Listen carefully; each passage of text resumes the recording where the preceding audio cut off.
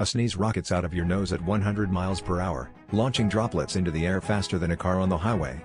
It's an explosive reflex that transforms a simple achoo into a high-speed journey of air and germs, dispersing them in a blink. Imagine the chain reaction triggered by this rapid fire of invisible particles, each one carrying its own microscopic cargo. What seems like a fleeting moment is actually a powerful demonstration of how our bodies can turn a minor irritation into a gusty spectacle. This whirlwind of expelled air travels with such force and speed that it can scatter thousands of tiny droplets across a wide area, making each sneeze a potent reminder of the unseen dynamics of our everyday actions. So next time you feel that familiar tickle in your nose, remember, you're about to unleash a tiny, but mighty, storm.